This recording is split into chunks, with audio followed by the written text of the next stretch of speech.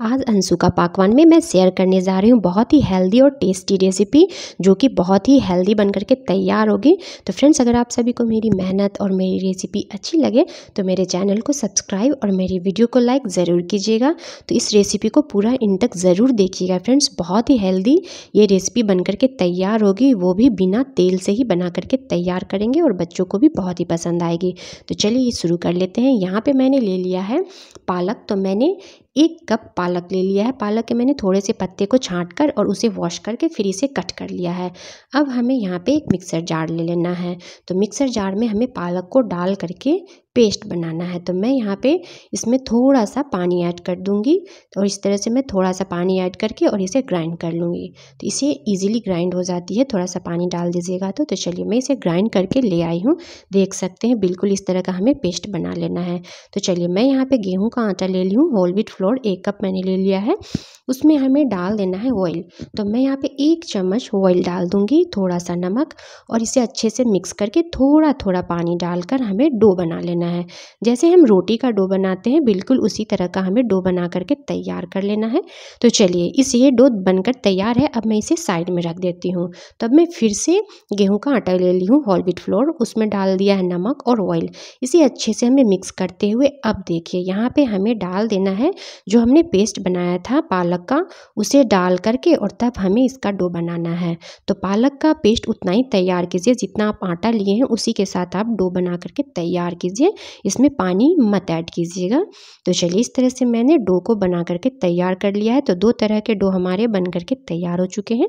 तो चलिए इसे साइड में रख देते हैं जब तक। अब मैं यहाँ पे ले ली हूँ पनीर। तो मैंने 1 कप पनीर ले लिया और उसे इस तरह से हमने क्रम्बल कर लिया है, तोड़ लिया है पनीर को अच्छी तरह से। तो मेरी वीडियो में पनीर की भी रेसिपी है, मैं उसकी लिंक दे दूँगी डिस्क्रिप्शन बॉक्स में, आप वहाँ से देखिएगा। बहुत ही टेस्टी पनीर बनकर तैयार होता है। तो मैं अब इसमें डाल लूँगी 1 छोटे साइज़ का प्याज कट करके और यहाँ पे मैंने थोड़ा सा डाल लिया है ग्रीन चिली।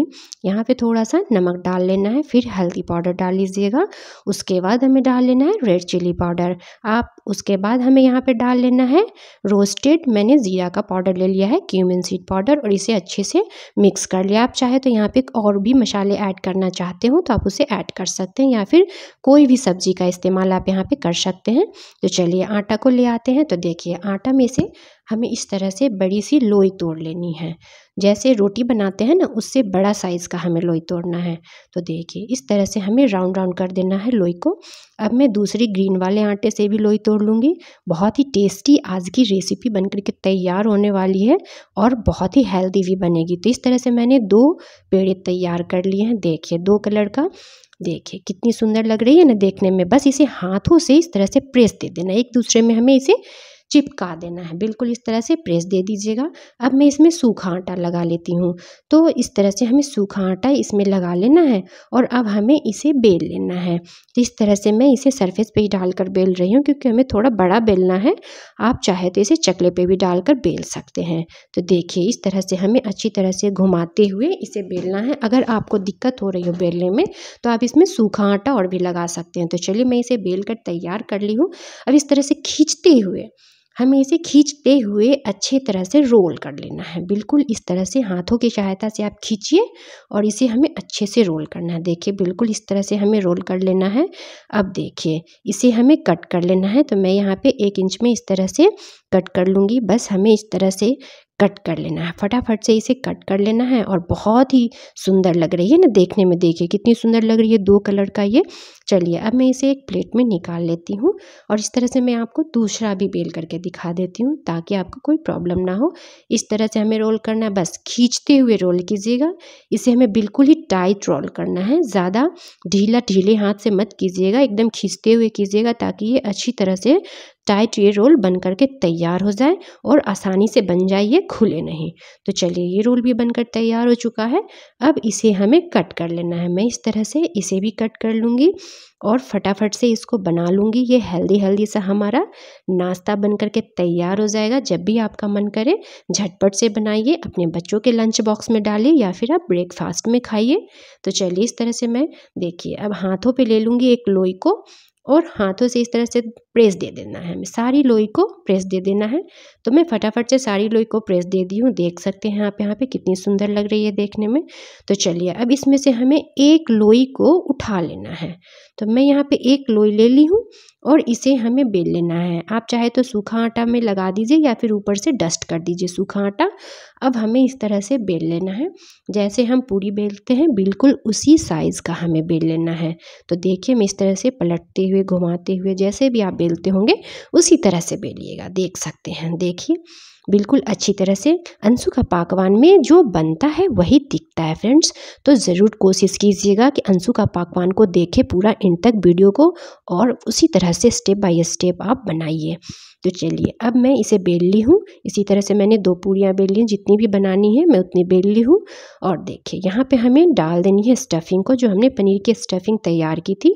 तो 1 चम्मच हमें इस स्टफिंग को ले लेना है और इस तरह से हमें फैलाते हुए अच्छे से बीच में डालना है, सेंटर में डालिएगा।